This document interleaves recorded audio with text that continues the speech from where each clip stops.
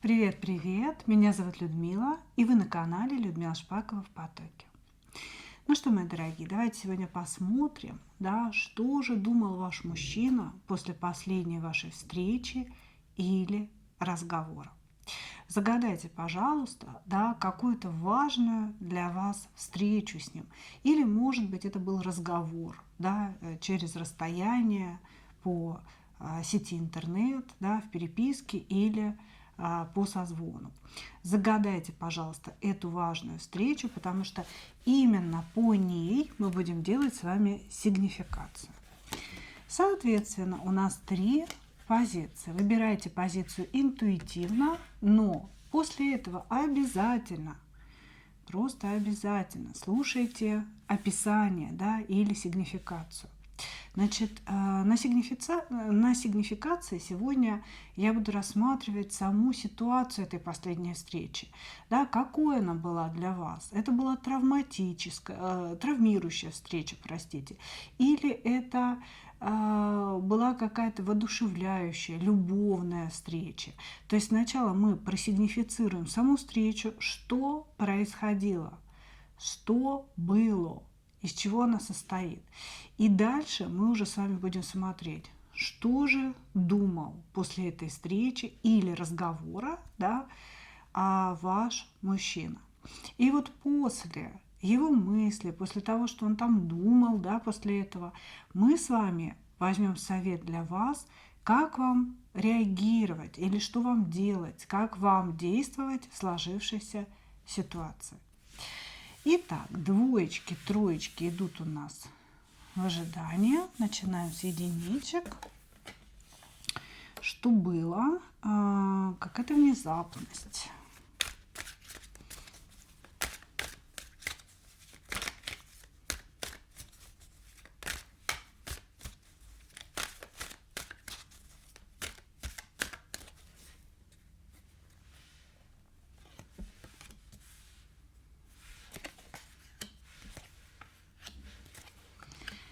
Так, ну здесь что-то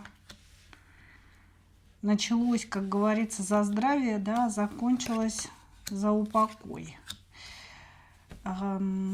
Встреча была внезапной, да, или человек появился после долгого отсутствия, или вас свела судьба, ну, на улице, на работе, да, здесь как-то вас еще работа могла связывать. Вот, то есть не было, и вдруг внезапно, как говорится, вы пообщались с этим человеком.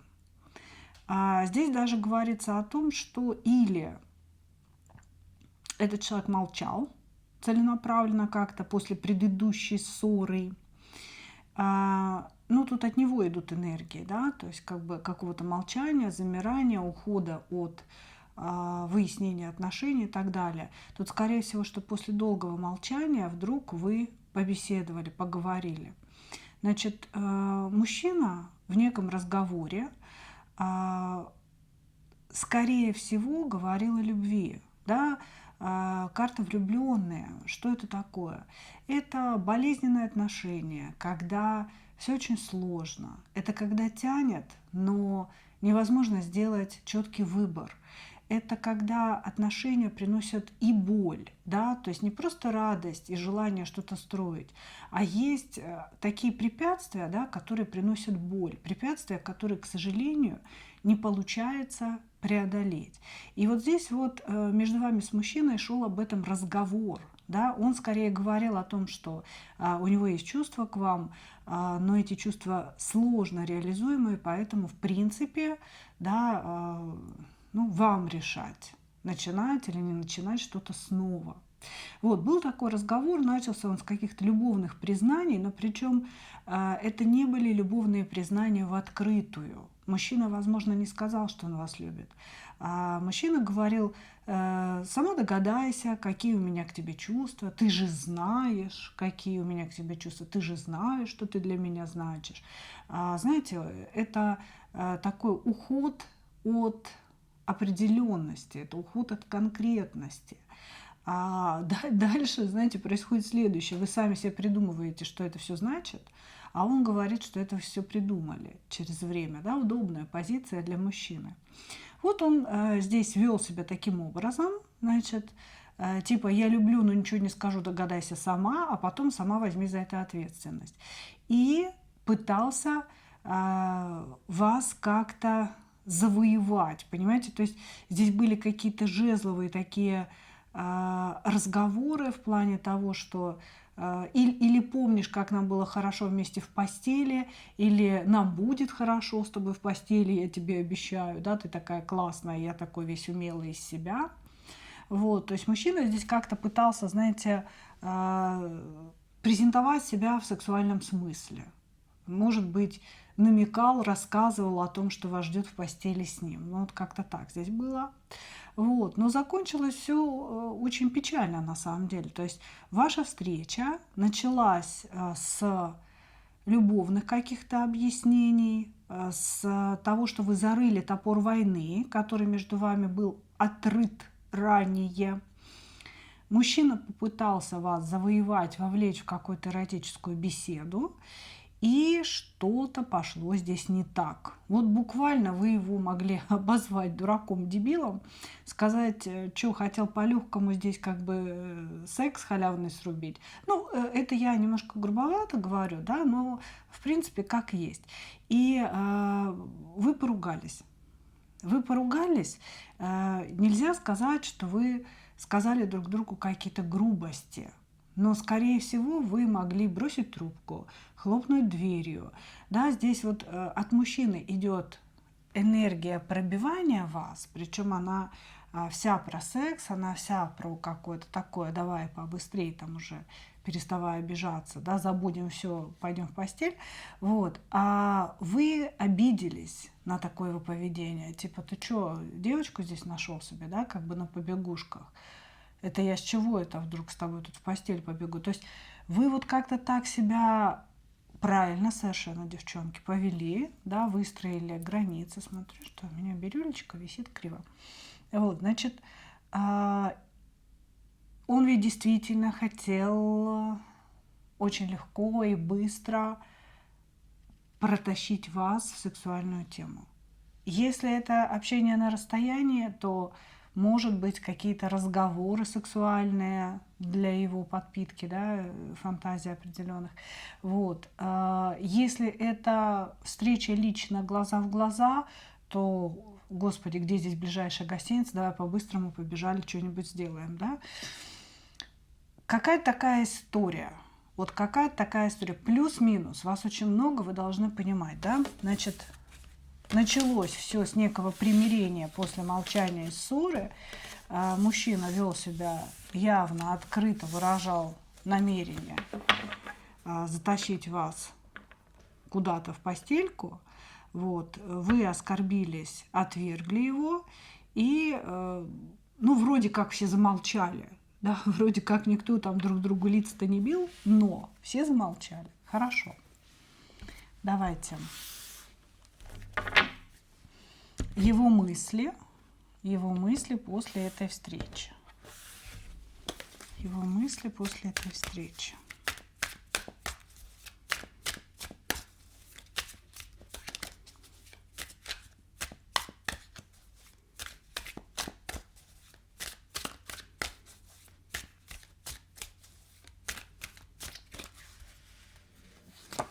Его мысли после этой встречи.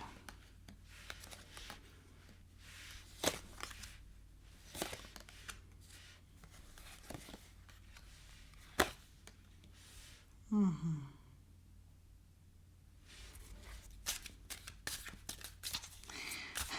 Знаете, буквально звучит так.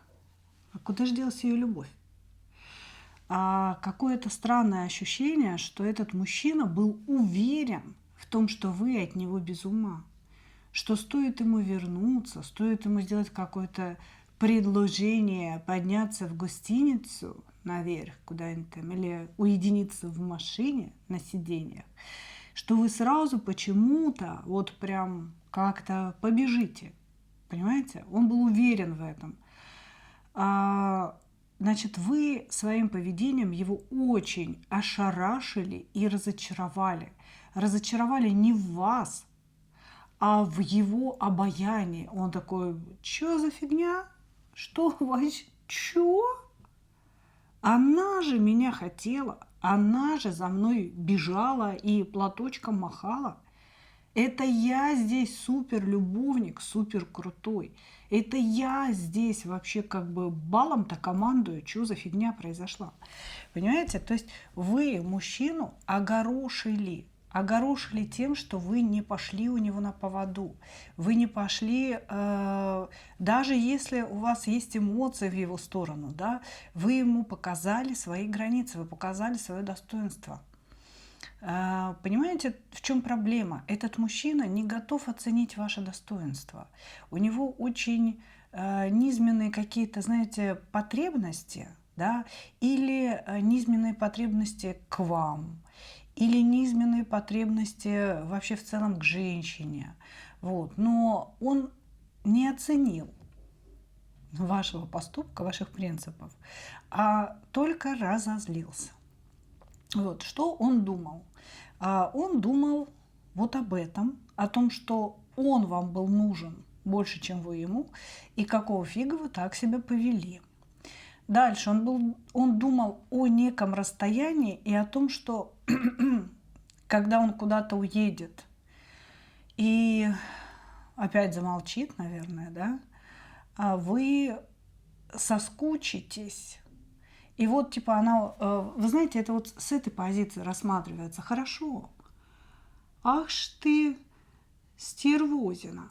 Ладно, сейчас я уеду на севера, на какую-то вахту. Месяца это на 3. И меня вообще нигде не будет в сети. Я-то за тобой буду подглядывать, ты не переживай, я найду откуда, да. Я-то за тобой буду подглядывать, я посмотрю, как ты будешь без меня жить.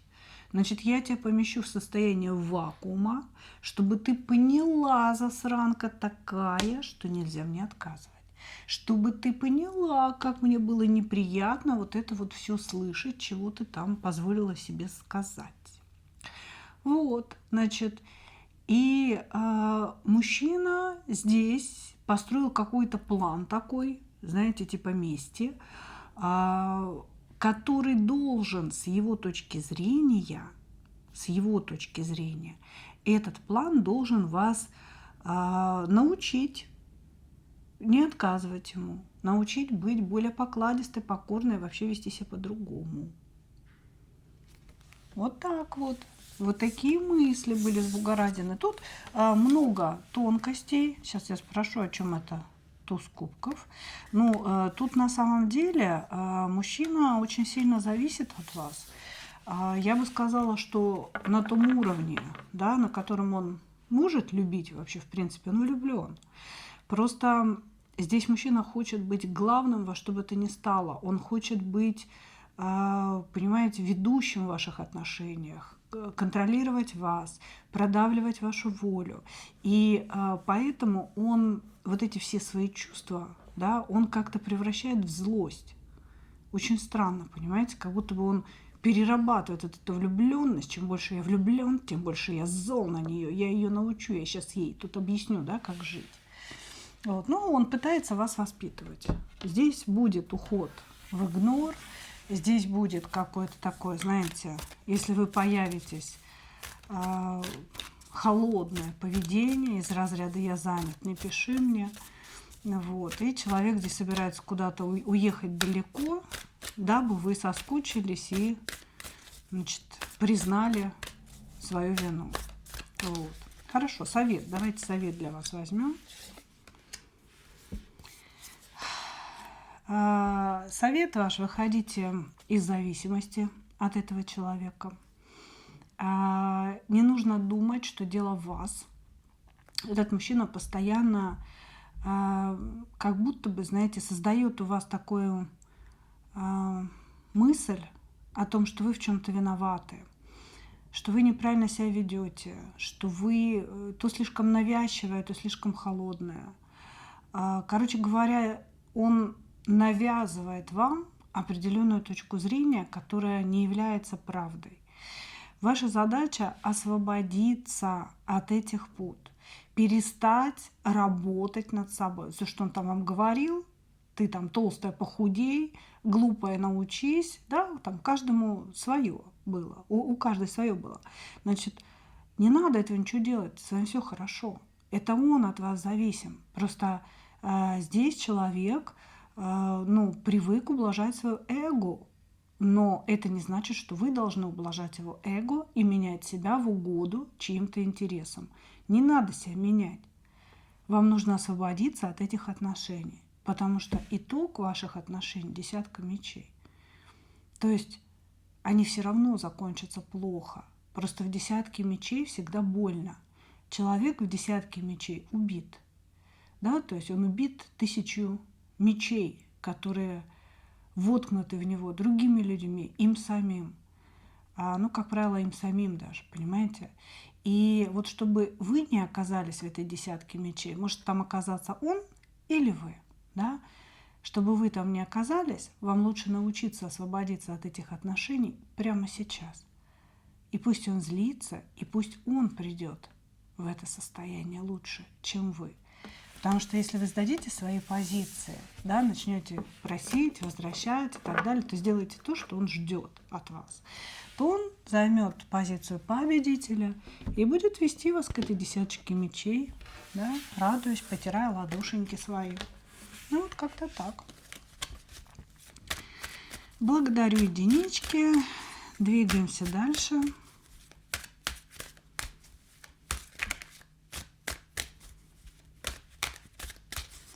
Двоечки.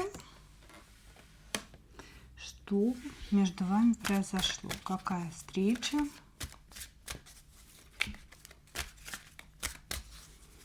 Какой разговор?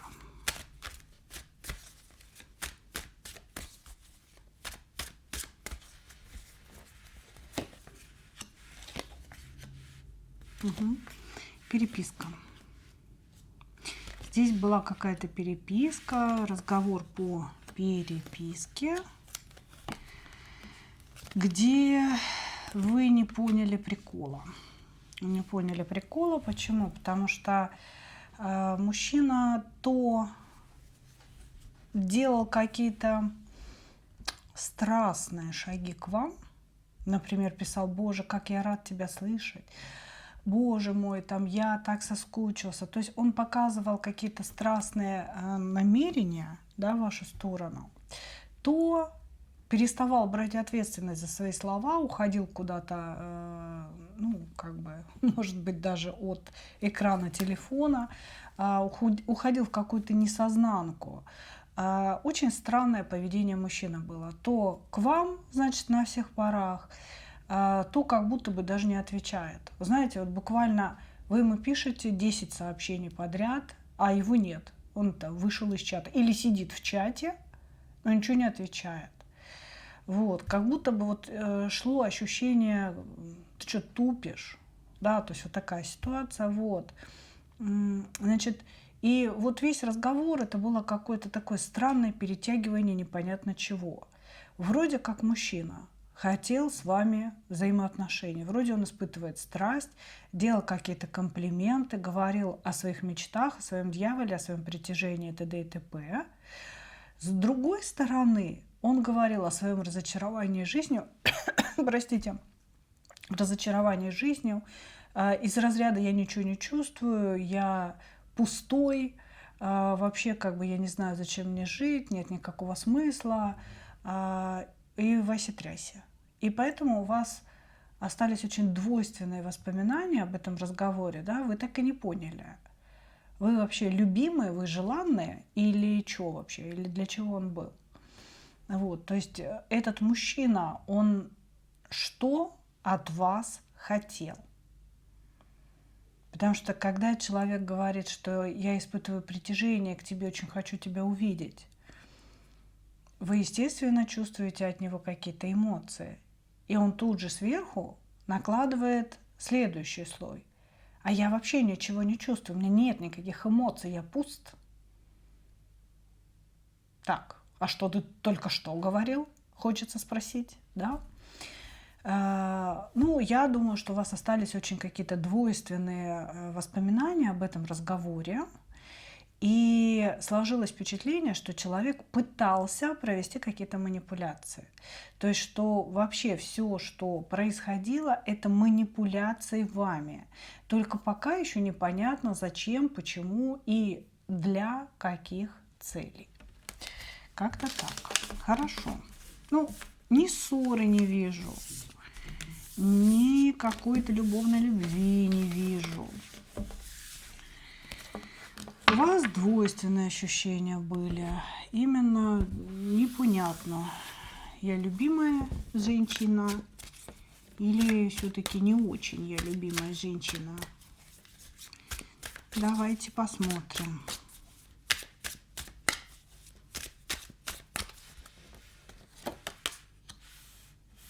Его мысли после этой встречи.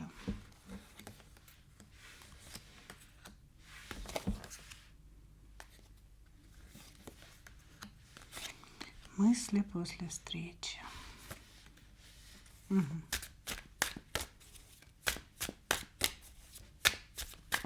Пытается нам что-то не сказать о своих мыслях. Наверное, так же, как и в процессе разговора. Знаете, как и вашим, и нашим товарищ хочет дать. Ага, ага. Значит, мысли после этого разговора, что разговор прошел успешно. Значит, что он успешно скрыл свои эмоции в вашу сторону, потому что между вами есть какая-то такая невозможность, обусловленная обществом. Мужчина может быть мусульманин, вы христианка. Он живет в далекой стране Ближнего Востока, вы живете где-то там, ну, в Европе, скажем так, да, в европейской стране. То есть вы как будто бы вообще и не должны были друг с другом общаться, они должны были друг с другом встретиться. Вот. И вот такая невозможность.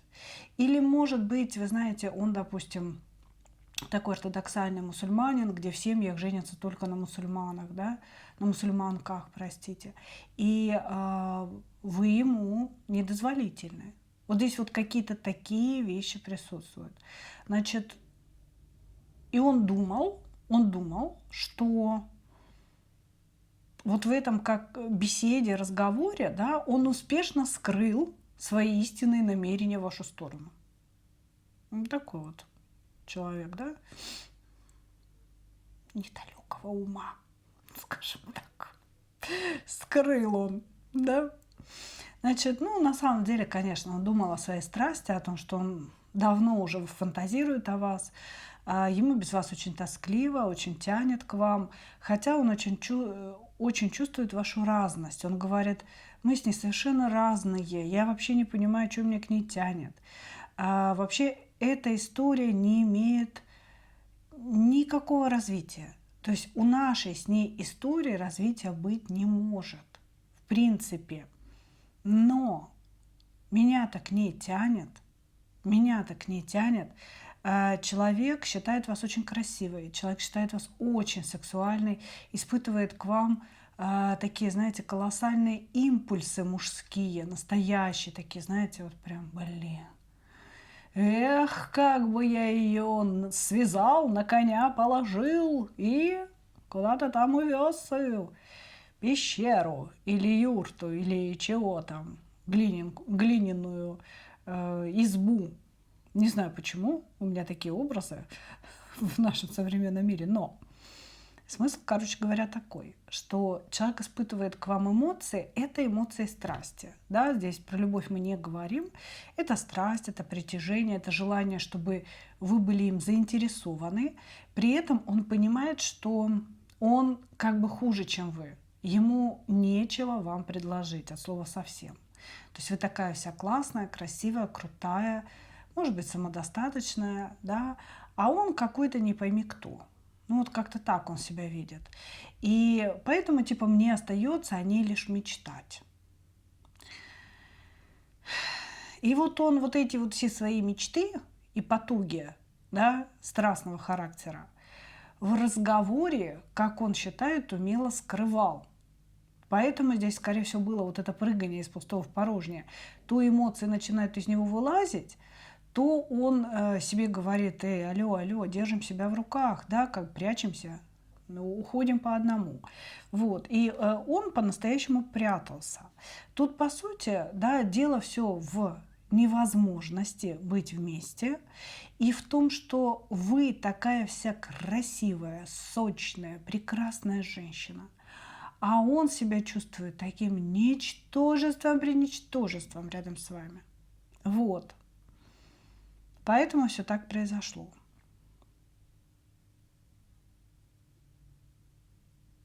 У него вообще мысли о вас, они, знаете, как-то вот очень сумбурные, очень сумбурные. Здесь сейчас боится о вас думать, вы прям какая-то очень крутая. Вы для него прям очень какая-то крутая женщина.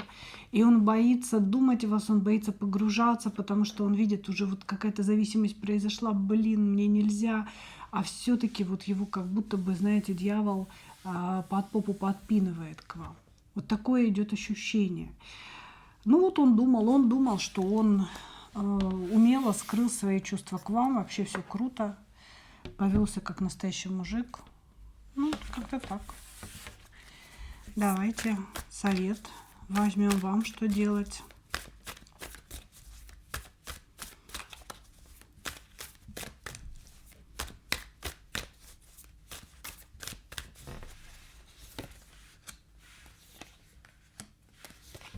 Угу.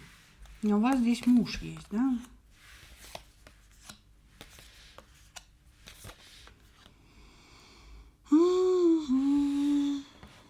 Ну, я бы сказала, помнить о главном. Король Пентаклей, девятка Пентаклей, королева кубков, девятка кубков. Вы-то вообще в шоколаде находитесь. То есть вы живете в стабильности, со стабильным мужем. Вы с ним, конечно, несчастливы, нам здесь показывают, что вы постоянно плачете, думаете о том, что жизнь проходит где-то рядом с вами, да, с настоящей любовью, с настоящими эмоциями. Вот. Но совет от высших сил звучит так. Думайте о главном, думайте о своем муже, думайте о том, что у вас уже есть. Может быть, придет какая-то другая любовь. Может быть, придет любовь к вашему мужу, вернется любовь, такое тоже бывает. Да? Может, он ее заслужит, вы его откроете для себя заново. Но в совете вообще ничего не сказано про этого мужчину по переписке. Понимаете? То есть это эпизод вашей жизни, этот человек уйдет. Уйдет. И очень сильно зацикливаться на его персоне не стоит.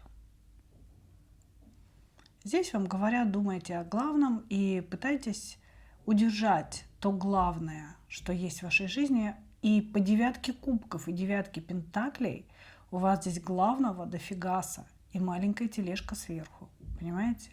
И финансы, и благополучие, и понимание, и комфорт. Да и муж выходит у вас именно королем пентаклей. То есть он такой, знаете, очень стабильный человек. Может быть, вам скучно с ним, но он очень-очень стабильный. Берегите то, что есть. Благодарю вас.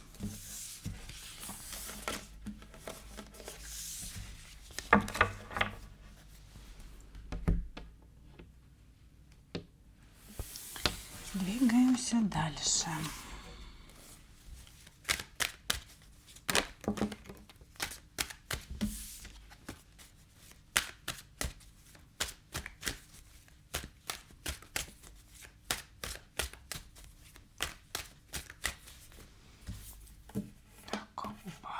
Это я попереворачивала троечки. Ну ладно, как срослось, так срослось. Что за разговор был? Что за встреча была?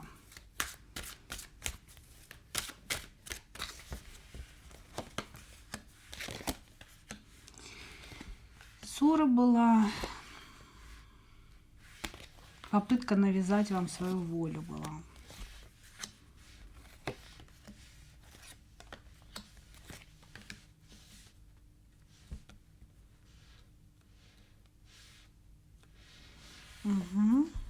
Значит, это мог быть как разговор по телефону, так и встреча личного характера.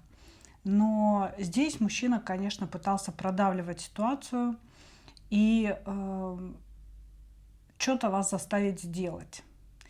На самом деле здесь может быть четырехугольник, то есть вы оба не свободны, или треугольник со стороны мужчины.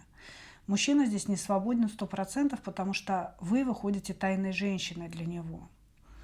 Вот, значит, вы поругались на этом разговоре, потому что он, первое, пытался выместить на вас какую-то злость, вы не поняли из-за чего. Ощущение, что на этот разговор он уже пришел злой, как будто бы, знаете, разогретый кем-то еще. И в разговоре вы чувствовали злость, которую вы не провоцировали. Но, тем не менее, он посчитал возможным вылить ее на вас. Да? Мало заботьтесь о том, собственно, что чувствуете вы. Дальше он пытался продавить свои интересы. Что угодно это может быть. Пытался заставить вас развестись с вашим мужем. Да? Пытался заставить вас поехать с ним в какую-то поездку, наплевав на все. Или приехать к нему навстречу, плевать, что там вы скажете мужу и так далее. Вот, то есть что-то продавливал, пытался получить свое человек. То есть мужчина в разговоре пытался получить свое, абсолютно наплевательски относясь к вашим чувствам, к вашему сердцу. Возможно, вы в этом разговоре ему постоянно говорили: мне неприятно это слышать. Пожалуйста, не делай больше так. Не говори мне этого, пожалуйста. А он продолжал под разными соусами, да, то есть так не вышло, через время опять. Значит, он продолжал. В этом разговоре вы поняли, что мужчина думает только о себе, о своем комфорте, о том, чтобы ему было круто, и вам было очень противно на самом деле. Просто вы еще этого до конца не осознали. То есть вы испытали вот это, знаете, отвращение, отторжение, но как-то стали себя уговаривать: ну как же, между нами что-то есть, я столько вложила в этого человека, да, ну как, ну блин, ну я же не могу его по-настоящему считать вот таким козлиной. Да, думали вы, но тем не менее как бы подспудно считаете. Значит, в этом разговоре вы или поставили точку, или обрубили этого мужчину. Сейчас вы оба относительно друг друга в перевернутых мечевом короле он и в перевернутой мечевой королеве вы. Это значит, что каждый из вас встал в позу, то есть вы обиделись, каждый друг на друга. Каждый здесь считает себя правым, и каждый из вас встал в позу, что я больше ничего делать не буду. Конец так конец, молчанка так молчанка. Вот пусть она, да, теперь просит прощения, или пусть он просит прощения. Каждый, вот то, что вы думаете об этой ситуации, да, то, что вы, то, в какой позе вы стоите, да, ровно в такой же позе стоит он. Пусть он придет, побожится, да, поклянется, поползет передо мной на коленочках, цветочки принесет в зубах, денежками посыпет, да, и тогда я подумаю, вот то же самое думает он. Пусть она придет, ползает вокруг меня, да, радует меня сексуальными моментами, ну, а я типа подумаю еще. Ну, окей, давайте смотреть, что он думал сразу после вот этого всего.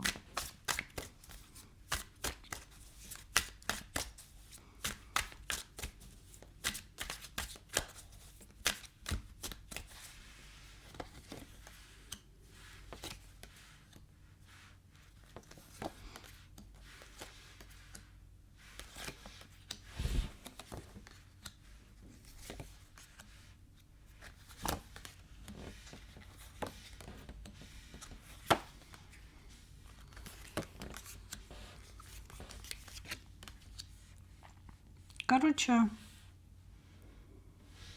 он думал, что надо заканчивать эту трихомудию всю и гульнуть хорошенько. Значит, Что он подумал? Он подумал, что конец. Все, конец. Между вами конец. Отношения закончены.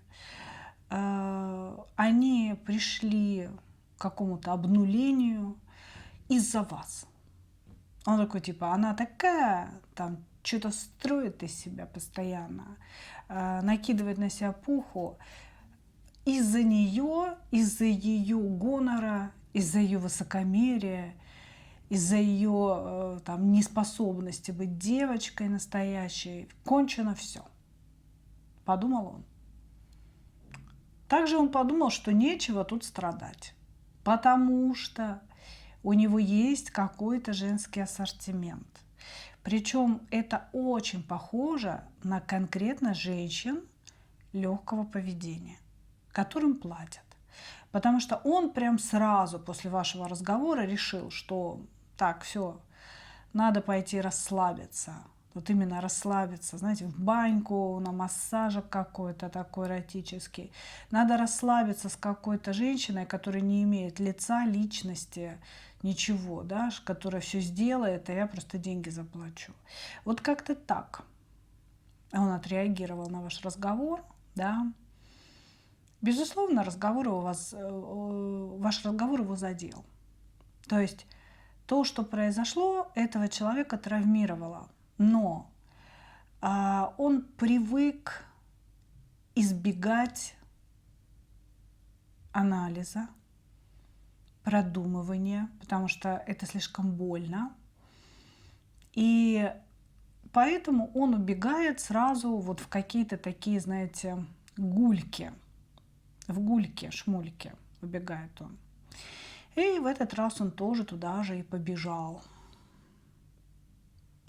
Значит, что еще он думал?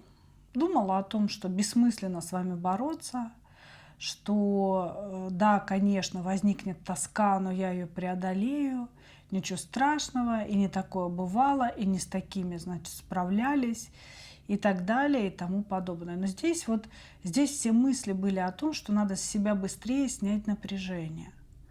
То есть он реально был в напряжении таком. После вашего разговора ему очень это все не понравилось. Вот. И ему казалось, что ну и хорошо, типа все закончилось. Сейчас вот надо по-быстренькому по девочкам пробежаться, снять напряжение. Вот. И единственное здесь такое, знаете, мысль на будущее была, это, ну я скоро начну тосковать по ней. Как-то всегда так было, что проходит какое-то время, начинаю тосковать. Ну ничего. Это преодолимо все. Ничего, значит, начну тосковать, еще по девчонкам пробегусь. То есть вот как-то так здесь, понимаете? Такой.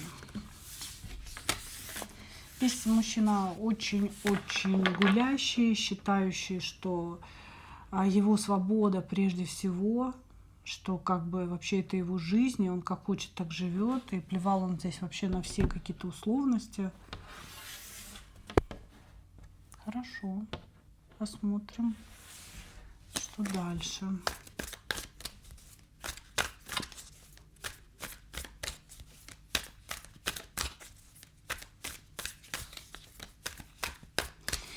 Совет для вас.